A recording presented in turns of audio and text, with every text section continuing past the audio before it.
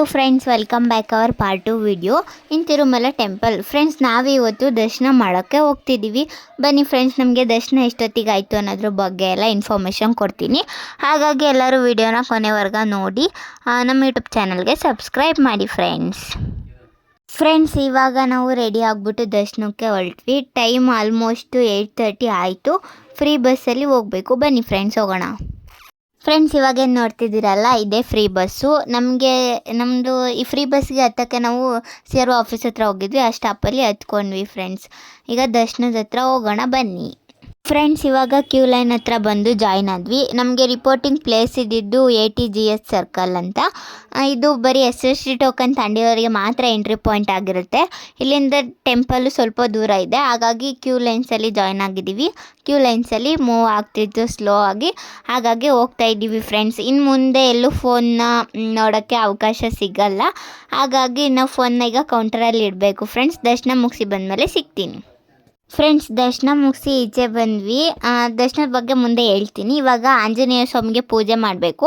ಹಾಗಾಗಿ ಕಾಯಿ ಕರ್ಪೂರ ಎಲ್ಲ ತೊಗೊಂಡ್ವಿ ಫ್ರೆಂಡ್ಸ್. ನೋಡಿ ಫ್ರೆಂಡ್ಸ್, ಇವಾಗ ನೋಡ್ತಿದ್ದೀರಲ್ಲ, ಇದೇ ಆಂಜನೇಯ ಸ್ವಾಮಿ ದೇವಸ್ಥಾನ. ಇಲ್ಲಿಗೆ ಎಲ್ಲರೂ ಬಂದು ವಿಸಿಟ್ ಕೊಡಿ. ನಮ್ಮ ಕರ್ನಾಟಕದಲ್ಲೆಲ್ಲ ಆಂಜನೇಯ ಸ್ವಾಮಿ ಅಂದರೆ ಸೈಡ್ ಕಡೆ ಮುಖ ಮಾಡ್ಕೊಂಡಿರೋ ಆಂಜನೇಯ ಸ್ವಾಮಿ ಇರುತ್ತೆ. ಇಲ್ಲಿ ಮಾತ್ರ ಸ್ಟ್ರೈಟ್ ನೋಡೋ ಅಂಥ ಆಂಜನೇಯ ಸ್ವಾಮಿ ಸಿಕ್ಕೋದು. ಹಾಗಾಗಿ ಇಲ್ಲಿ ಆಂಜನೇಯ ಸ್ವಾಮಿಗೆ ಕೈ ಮುಗಿತಾ ನಾವು ನೆಕ್ಸ್ಟ್ ಬಂದಿದ್ದು ಅಖಂಡ ಪೂಜೆ ಮಾಡೋಕ್ಕೆ. ದರ್ಶನ ಆಗ್ತಿದ್ದಂಗೆ ಅಖಂಡ ಪೂಜೆ ಮಾಡೋಕ್ಕೆ ಬಂದ್ವಿ. ಫಸ್ಟು ಕಾಯಿ ಹೊಡೆದ್ವಿ. ನಾವು 2 ಕಾಯಿ ತೊಗೊಂಡಿದ್ವಿ. 2 ಕಾಯಿ ಹೊಡೆದು ಅದರಲ್ಲಿ ಒಂದು ಹೋಳನ್ನ ದೇವಸ್ಥಾನದ ಇದಕ್ಕೆ ಹಾಕಿದ್ವಿ. ಅದಾದಮೇಲೆ ಬಂದು ಅಖಂಡ ಪೂಜೆ ಮಾಡಿದ್ವಿ ಫ್ರೆಂಡ್ಸ್. ಇಲ್ಲಿ ಮತ್ತೊಮ್ಮೆ ಮಗದೊಮ್ಮೆ ದರ್ಶನ ಸೌಭಾಗ್ಯ ನೀಡಪ್ಪ ಅಂತ ಬೇಡಿಕೊಂಡು ನಾವು ಅಖಂಡ ಪೂಜೆನೂ ಕೂಡ ಮುಗಿಸ್ಕೊಂಡ್ವಿ. ಅಖಂಡ ಪೂಜೆ ಮಾಡೋಕ್ಕೆ ತುಂಬ ಜನ ಇದ್ದರು. 24 hours ಅಖಂಡ ಪೂಜೆ ನಡೀತಾನೆ ಇರುತ್ತೆ. ಜನ ಪೂಜೆ ಮಾಡ್ತಾನೆ ಇರ್ತಾರೆ, ಕರ್ಪೂರ ಎಲ್ಲ ಹಾಕ್ತಾನೆ ಇರ್ತಾರೆ. ಅದು 24 hours ಕೂಡ ಉರಿತಾನೆ ಇರುತ್ತೆ ದೀಪ. ಹಾಗಾಗಿ ಅದನ್ನ ಅಖಂಡ ಪೂಜೆ ಅಂತ ಕರೀತಾರೆ. ಈ ಅಖಂಡ ಪೂಜೆ ಮಾಡೋದು ಸ್ವಾಮಿ ಪೂಜೆ ಮುಗಿಸ್ಕೊಂಬಿಟ್ಟು ನಾವು ಅಲ್ಲೇ ಓಡಾಡ್ತಿದ್ವಿ ಫ್ರೆಂಡ್ಸ್. ನೆನ್ನೆ ಹೋಲಿಸ್ಕೊಂಡ್ರೆ ಜನ ಇವತ್ತು ಸ್ವಲ್ಪ ಕಡಿಮೆ ಇದ್ದರು. ನೆನ್ನೆ ನೈಟ್ ನಿಮಗೆ ತೋರಿಸಿದ್ನಲ್ಲ ಎಷ್ಟು ಜನ ಮಲಗಿದ್ರು ಅಂತ. ಫ್ರೆಂಡ್ಸ್, ನಾವು ದರ್ಶನಕ್ಕೆ ಬೆಳಗ್ಗೆ 9 ಗಂಟೆಗೆ ಹೋಗಿದ್ದಕ್ಕೆ ನಮಗೆ ದರ್ಶನ ಆಗೋಷ್ಟೊತ್ತಿಗೆ ಆಫ್ಟರ್ನೂನ್ 1 o'clock ಆಯಿತು. ತುಂಬಾ ಜನ ಇದ್ದರು. ನಮ್ಮನ್ನೇನು ಕಂಪಾರ್ಟ್ಮೆಂಟ್ಸ್ ಒಳಗೆಲ್ಲ ಕೂಡ ಹಾಕಲಿಲ್ಲ. ಹಂಗೆ ಸ್ಲೋ ಮೂವಿಂಗಲ್ಲೇ ಹೋಗ್ತಾನೆ ದರ್ಶನ ಆಯಿತು ನಮಗೆ. ಹಾಗಾಗಿ ಒಂದು 5 hours ಆಯಿತು ದರ್ಶನ. ಆದರೂ ಏನು ಬೇಜಾರಿಲ್ಲ. ದರ್ಶನ ಮಾತ್ರ ತುಂಬಾ ಚೆನ್ನಾಗಿತ್ತು. ದೇವಸ್ಥಾನದೊಳಗೆ ಹೋಗುವಾಗ ಯಾವುದೇ ನೂಕಾಟ ಎಂಥದ್ದು ಇರಲಿಲ್ಲ. ಆರಾಮಾಗಿ ಹೋಗಿ ದರ್ಶನ ಮಾಡ್ಕೊಂಬಂದ್ವಿ ಫ್ರೆಂಡ್ಸ್. ದೇವ್ರನ್ನ ನೋಡಿ ಫುಲ್ಲು ಖುಷಿ ಆಯಿತು. ಜಸ್ಟ್ 5 seconds ದರ್ಶನಕ್ಕೋಸ್ಕರ ನಾವು 5 hours ಕಾಯ್ತೀವಿ ಅಂದರೆ ನಮ್ಮ ಸ್ವಾಮಿದು ಶಕ್ತಿ ಎಲ್ಲ ನಾವೇನು ಅಂತ ಅದರಲ್ಲೇ ಗೊತ್ತಾಗುತ್ತೆ. ಅದಕ್ಕೆ ಜನ ತಿರುಮಲ ಅಂತ ನಂಬಿಕೆ ಇಟ್ಟು ಬರ್ತಾರೆ ಅಲ್ವಾ ಫ್ರೆಂಡ್ಸ್. ಈಗ ಭಜನೆ ಮಾಡೋ ಹತ್ರ ಬಂದ್ವಿ. ಭಜನೆ ಮಾಡ್ತಿದ್ದಾರೆ, ಚೆನ್ನಾಗಿದೆ. ನೀವು ಕೇಳಿಸ್ಕೊಳ್ಳಿ ಫ್ರೆಂಡ್ಸ್.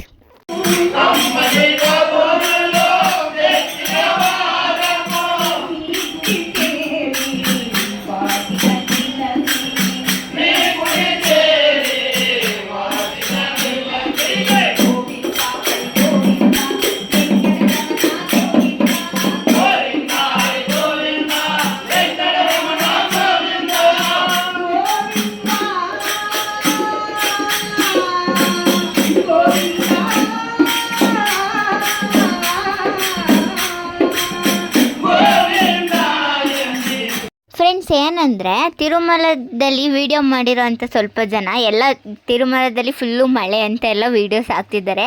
ಇಲ್ಲಿ ಬಂದು ನೋಡಿದ್ರೆ ಯಾವುದೇ ಥರದ ಮಳೆನೂ ಇಲ್ಲ, ಎಂಥದ್ದು ಇಲ್ಲ. ಫುಲ್ಲು ಕಾವು ಅಂದರೆ ಉಸಿರಾಟಕ್ಕೂ ಕೂಡ ಬಿಸಿ ಗಾಳಿನೇ ಬೀಸ್ತಿತ್ತು. ಅಷ್ಟು ಮಟ್ಟಕ್ಕೆ ಕಾವಿದೆ.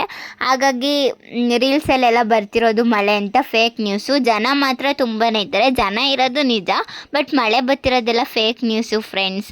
ಹಾಗಾಗಿ ನಮ್ಮ ದರ್ಶನ ಎಲ್ಲ ಆಯಿತು, ಚೆನ್ನಾಗಿತ್ತು ಫ್ರೆಂಡ್ಸ್. ಹಾಗಾಗಿ ಈ ಥರ ಇದೆ ತಿರುಮಲದಲ್ಲಿ ಕಂಡೀಷನ್ನು. ಜನ ಮಾತ್ರ ತುಂಬ ಇದ್ದರು.